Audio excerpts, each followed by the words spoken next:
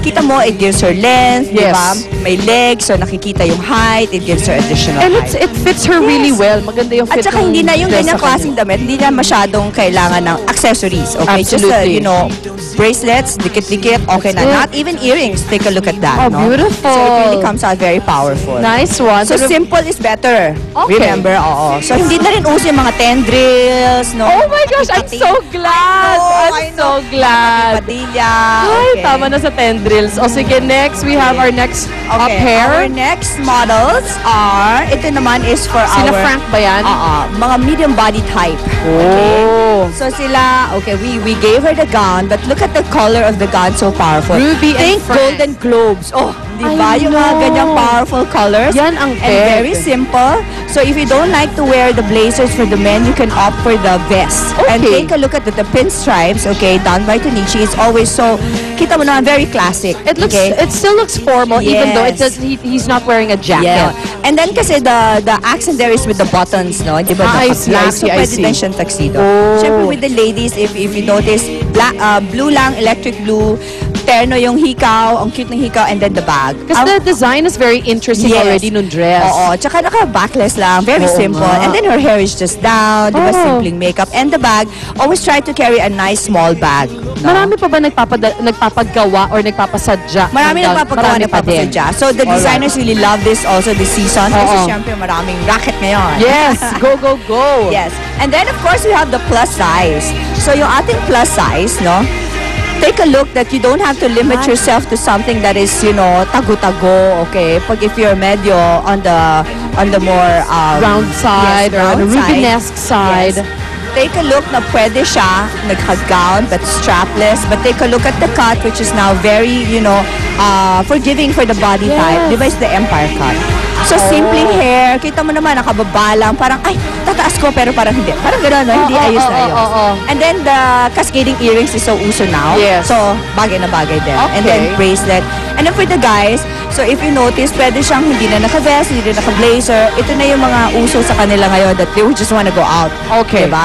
So, ready na siya. So, some people actually attend the prom na polo lang. Yes, meron mga ganon Oh. Because depende on the theme that they have for the prom. So, Okay. marami silang mga ganon ngayon. Aba, meron kami humahabol sa prom. At syempre, ito, the best ito. Galing Golden Globes, Oo, mga kaibigan. ang ganda.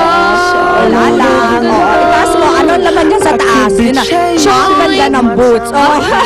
Very Regine Velasquez.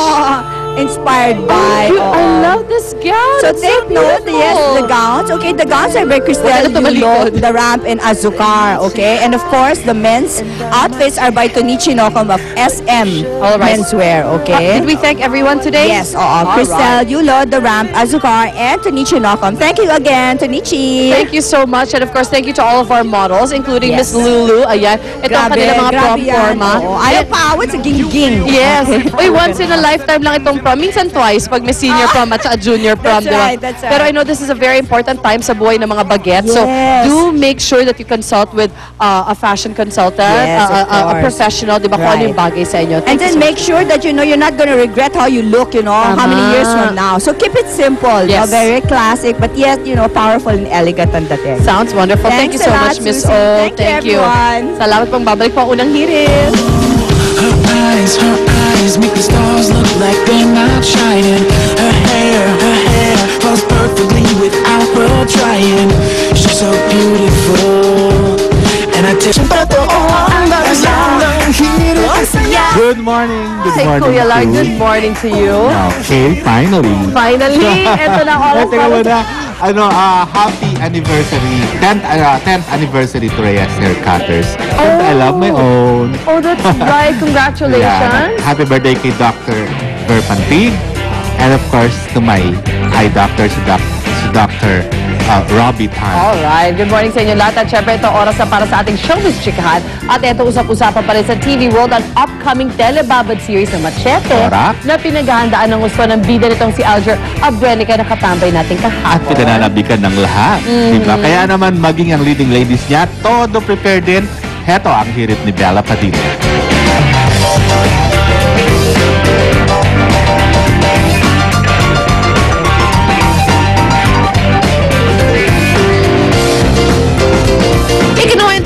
aktres na si Bella Padilla ang hirap ng kanyang pinagdadaanan sa tuwing lalagyan siya ng prosthetics at makeup na inaabot daw ng 3 oras para sa kanyang karakter sa upcoming telefantasya ng GMA ang Machete. Ilalagay mo na yung prosthetics, mga 1 hour yun. Tapos papatuyuin. Tapos i-makeup na ako ng dark. Lahat na. So yun. All in all, umabot kami ng mga 2 to 3 hours. Pag may crying scene, yun mahirap kasi naalis yung glue pag tumutuloy yung tears sa loob. So kailangan, minsan tinutuyo namin ng blower or hinihintay lang mag-dry naturally tapos isi-stick ulit yung mga sides. Dagdag pa ni Bella, binubusisi raw ng husto ang makeup na nilalagay sa buo niyang katawan. Katunayan, marami na raw silang sinubukan na body makeup para lang maitago ang kanyang kaputian.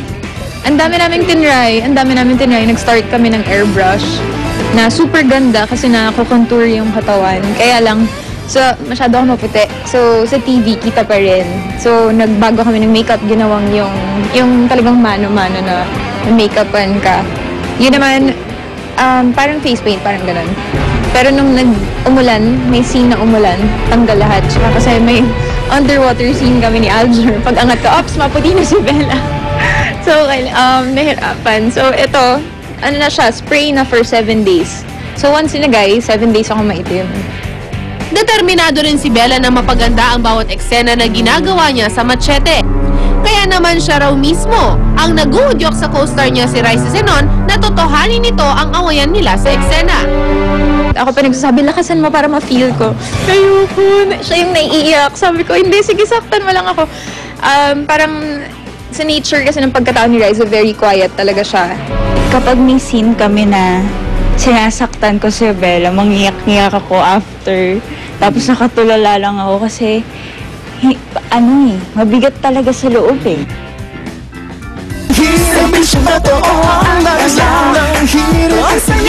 Tubig alert po tayo mga kapuso, mga residente sa ilang barangay sa Makati. Naku, mawawalan po kayo ng supply ng tubig. Ayon sa Manila Water, bunsod yan ang isasagawang upgrading ng distribution lines sa JP Rizal, corner Villena Street.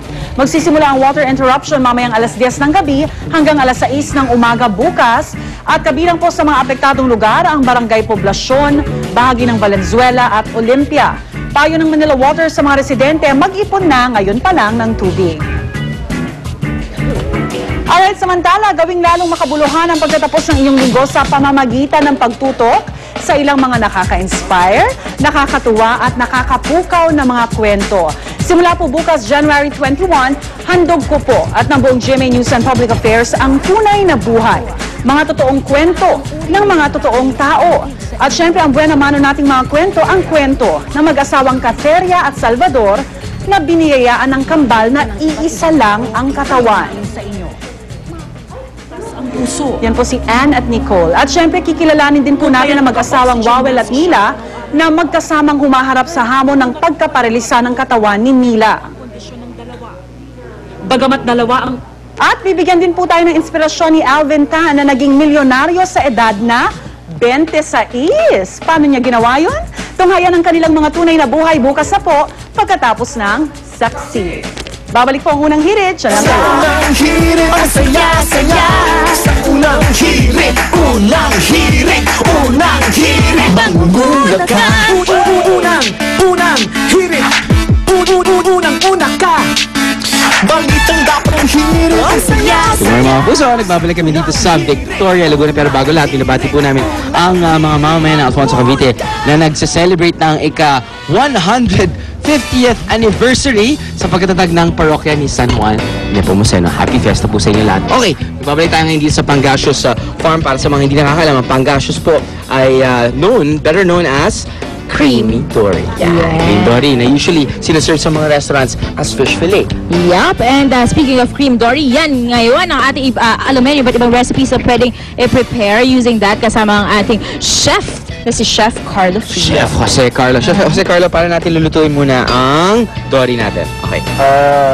Marinate lang natin with tanglad, ginger, and meron garlic. Garlic. Tapos after nun, pwede natin i-grill. Ganun ang kadali Salt, yun. pepper muna. Salt and pepper. Parang kayo ni Sir mo, Chef, usually magandang i-marinate overnight, pero 1 to 2 hours is good enough. Yes. O yan. And after that, pwede nang i-grill. Pwede nang i-grill kagad yan. And usually, di ba, yung cream dory ginagamit dahil nga sa kanilang texture. Texture, masarap.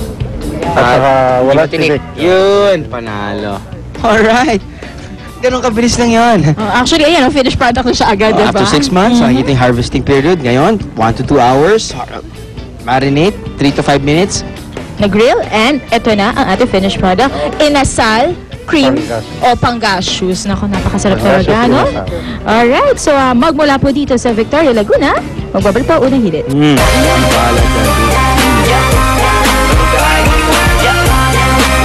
Happy birthday kay Hopia, Neil Goco, Megan Bernardo at Dr. Virgilio Pantig. At happy viewing naman kay Leng Leng. Congratulations, best sa 10th anniversary. Reyes, Kapro, mga igan, thank you sa pagtambay. Kita tayo bukas, dito lamang sa Unang Hit! So quick to call my name, boy, you better recognize my love is one of a kind. You drive me up to the ceiling, boy, there's no need for the screaming. You know that you are my world, but I'm sick and tired of the la la la la la la. That's all I hear you saying. La la la la la la. Tired of the complaint. Ang programang ito ay inhatid sa inyo ng Mercury Drug. Gising 24 oras sa mga piling lugar. Mercury